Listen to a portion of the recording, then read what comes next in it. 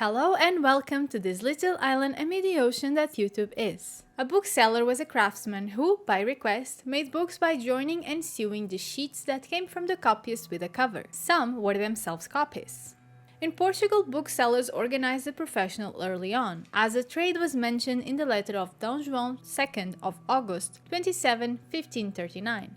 Yet, prior to 1740, the term bookstore was a synonym of library.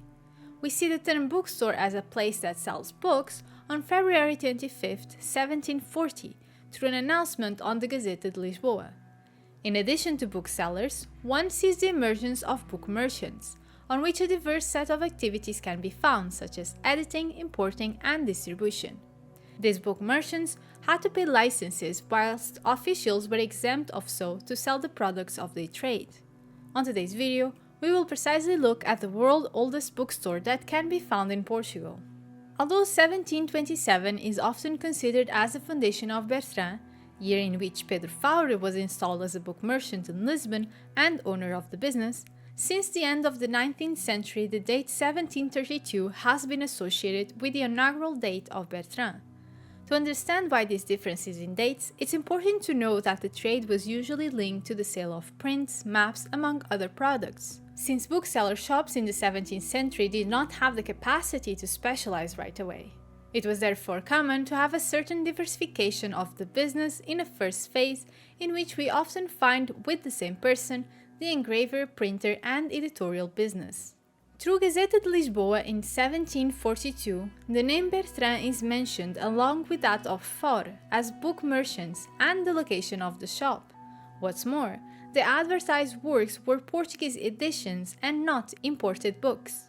Then, in 1745, the brothers João José and Martinho Bertrand are listed together with Pedro Faure as small traders. On March 14, 1742, on a new announcement of Gazeta de Lisboa, the bookstore appears with a new commercial designation of Pedro Faure and Bertrand Brothers, book merchants on the corner of Rua do Norte.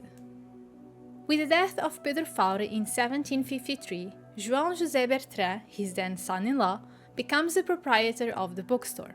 The offered catalogue had great diversity, with most titles published in Paris or Lyon, and when banned in France, they were published in the Netherlands or Geneva.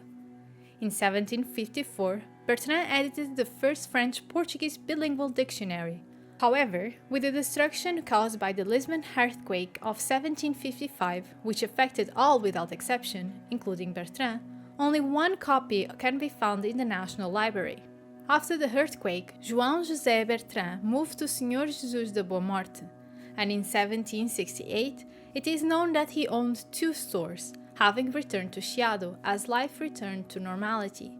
And in 1773, Bertrand acquires plots of lands where he begins to build the Bertrand that we know today in Chiado. With João José's death on May 26, 1778, the assets were shared by the wife and children who would take over the business, with the new commercial designation of Widow Bertrand and Sons. In 1787, booksellers requested the prohibition of entry in the kingdom of bound books and managed to get the General Administrator of Customs in Lisbon to suspend the delivery of bound books to French merchants. In 1792, 6 French societies signed a petition to the Queen opposing the prohibition of bound books in the kingdom and listed their arguments, which ultimately stated that the prohibition would result in the decadence of Portuguese literature and in the arts and sciences.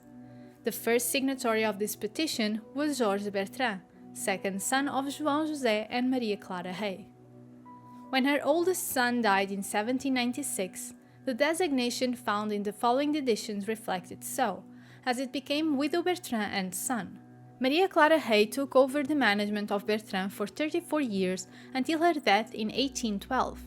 Through documents we learn her second son had died in 1802. Thus, following Maria's death, it is her daughter-in-law, Mariana Burel, widow of Jorge, who would manage the bookstore in the following decades, along with her descendants. During this period, we see the continuous growth of the business and the development of Bertrand's catalogue. Everything indicates that there was still a fourth generation of the Bertrand family working in the bookstore. Then, on January 1, 1876, the Society Carvalho and Companhia began its activity. The following year, the catalogue of English books continued to bear the reference to the publisher and bookseller Guido Bertrand, which would remain for the next decade. With the death of the last Bertrand, José Fontana takes over the business. In 1876, suffering from tuberculosis and disillusioned with political life, Fontana committed suicide in the bookstore warehouse. In 2010, the assets linked to the publishing, distribution, and retail areas of Bertrand Editora, Distribuidora de Livros Bertrand, and Livrarias Bertrand were purchased by Porto Editora. Then, in 2011, the Bertrand Enchiado was recognized by Guinness as the oldest bookstore in the world still in operation. In 2023, the Bertrand Enchiado has been active for 291 years. Thank you so much for watching. I hope this small video was as interesting to you as it was its research to me. This is a bookstore I've known since a young age and yet knew nothing of its story. Something interesting I also found during my research was that the acquisitions of Guido Bertrand's sons embodied the greatest number of prohibited titles, with 27 works, often with more than one commission, and a total of 137 copies at one point. I believe it's safe to say that Bertrand has fostered some of the greatest Portuguese minds and has certainly helped opening new worlds for Portuguese society. Thank you for watching. See you next time. Stay safe.